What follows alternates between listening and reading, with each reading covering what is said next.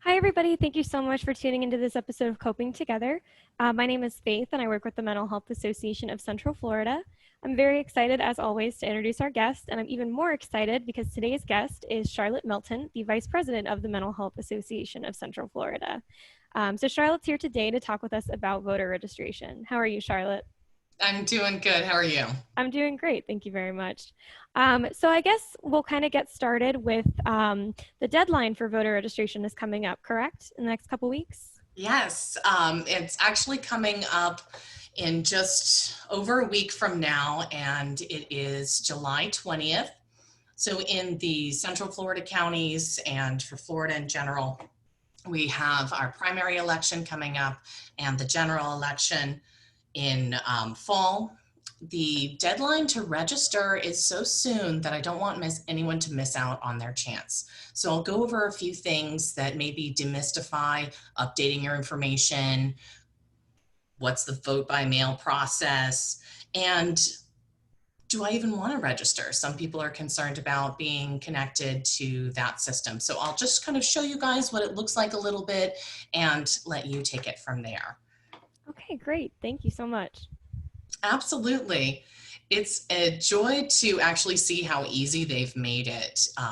From when I registered to vote in an absolutely paper format, it's now so easy. I was double checking my pathways on my phone last night. So you can register to vote from your phone? Yes. Oh, very nice. All right. So sorry, go ahead. No, absolutely. I love the opportunity to highlight how easy it is. So on the Mental Health Association of Central Florida website, we have a page for voter registration. In each area that you go to, each county that you are a resident of, there are different resources for updating your registration and accessing vote by mail. I want to take a moment to highlight that voter participation makes a huge difference in the future of our nation. Your voice does matter, even though there are lots of us out there. Your voice is valuable. And I fail on quoting the exact year here, but 78.5% of individuals between the ages of 18 and 30 didn't vote. That's a very shocking statistic, and at the same time, I feel like not shocking because being part of that age group and that dynamic, I think a lot of us have thought that it doesn't really make a difference if we vote. I think in the last year or so, last couple of years, that perspective has changed, and I'm thinking that a lot of people in my age group and more are planning on voting in this next election. Not just nationwide, but also even for your counties. You know, you want to know who's running your county, and you have the right to have a voice in that. And that's such a great point, Faith. When we talk about voting and politics, sometimes the conversation just goes to the presidency. And that's absolutely influential, and it needs to be something that you exercise your voice in participating in.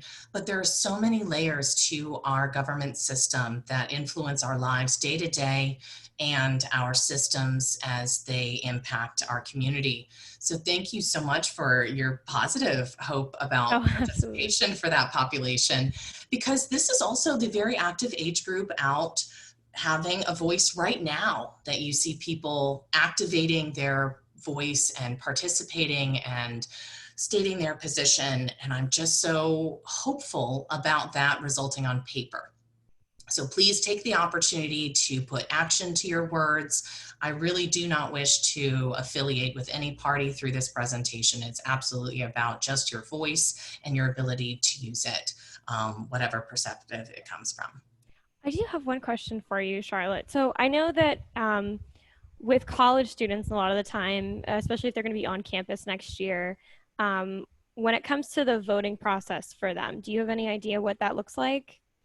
That's such a conversation. I have this conversation every cycle because students are hesitant to update their information. My residence is back in Jacksonville or Fort Lauderdale. I'm here for segmented time periods, and maybe I don't trust my mail system. I know that student mail can be processed strangely sometimes. So I want to verify and reassure that updating your contact information for your voter registration is so easy. It takes place within a few business days. So each time you move to a new complex or a new setting or go back home for the summer, you're able to take a minute online and update your voter registration information. And your vote by mail options, if you've indicated them, will follow your updated registration information. So Okay, you don't have to perfect. go to multiple places to do it. All right, I appreciate that clarification. Thank you so much. I'm Um, so grateful you asked. So many people miss that chance. no, thank you. I mean, I've been a college student, so I remember the struggle with it myself. And lucky for me, I actually live here in Orlando. So I was able to actually get associated with voting here. But not all of my friends had that opportunity or that position to be in. So thank you for that clarification.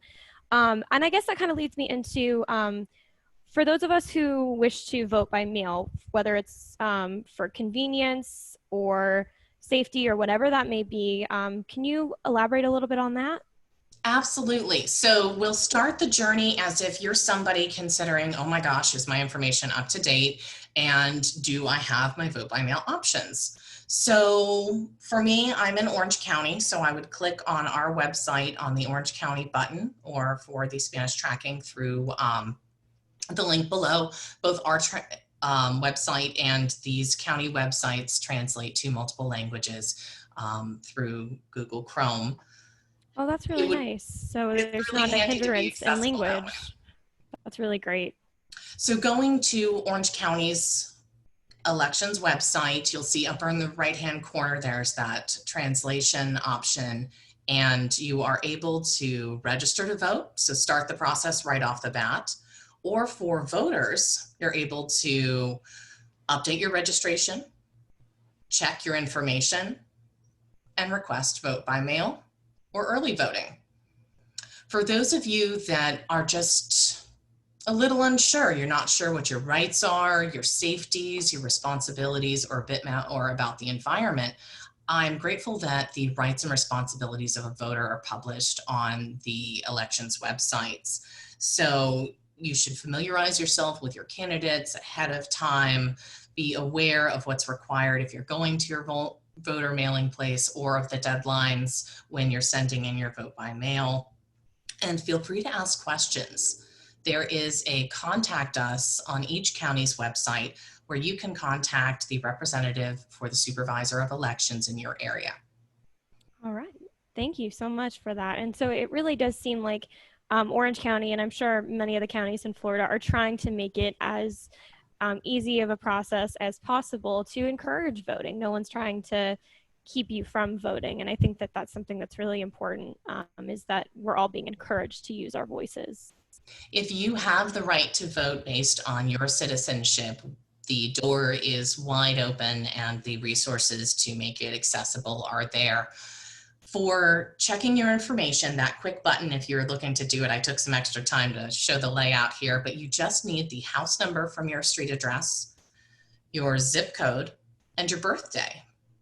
You look into the agreement for liability of disclosure of this information and to what access portal you're looking at, and confirm that you are an individual and not a robot, and you can submit it. I'll show Awesome. you the version that comes up for me so you're able to see what information they share on it. Okay. It's nice to know what you're checking. You'll have your voter registration number, your name, the party if you've affiliated, verifying your address is current, your voter status is active, and highlighting which precincts and districts you'll be voting in. That helps you identify your candidates. And then something really neat that they've worked in is a sample ballot. So you can look at the ballot today and be researching your candidates so that you don't feel in pressure in the moment if you do go physically vote, or you want extra time to consider your options and your candidates and your considerations within judgments earlier. Wow, that's really awesome. Thank you for showing us that. And it's really great to highlight that there is a sample ballot so that you can take a look at it. Because I know in my first election, I was very nervous when it came time and I saw all these names. I'll be honest, I didn't recognize. Um, and it was hard. It's difficult to make a decision or decide to vote for a person if you don't really know much about them. So I think educating yourself when you can about the candidates is a wonderful opportunity that we all have through this system. I love Um, your candor, Faith. There are people out there right now just nodding away because they have stepped okay, thank aside you. from their opportunity to voice because they didn't know. And this is a chance to really, at your comfortable pace, in your PJs, on your couch, figure it out. And we have some time at home to do that now. Yeah, so that actually is a perfect segue into, I think one of my last questions for you is COVID-19. So how will the registration process slash voting process be impacted by the virus? Do you have any ideas about that? I do have some thoughts, and I have heard some local guidance encouraging accessing the option of voting by mail to reduce the human contact. But I hadn't shown that link yet. So just on the county elections pages, they all link to a vote by mail request option, and the same information is needed: your house numbers, your zip codes, your date of birth, confirming you're not a robot. And then you can choose which elections you would like mailed and verify that your voter information is up to date, so they send it to the right place. That seems very important. So, well, thank you so much for taking the time to talk with me. I think that's all the questions I have. Was there anything else that you wanted to add? I'm so grateful for people considering this at this time. It is an ongoing need of our community to participate and to be the voice and allow our representatives to represent us. So I'm grateful for the opportunity coming up soon and in November to continue to exercise that voice. So at the segue here, I will just make sure I show off one last time those deadlines so that you can see what's coming up. So your deadlines to register for this cycle for primaries and local elections is July 20th, and for the general election is going to be October 5th. Keep your eye out. And thank you guys so much for your time. I hope you're well and you're safe. And please reach out to the Mental Health Association for your mental health needs. We're in this together. I think Charlotte just said it absolutely perfectly. As always, thank you as well for tuning in to Coping Together.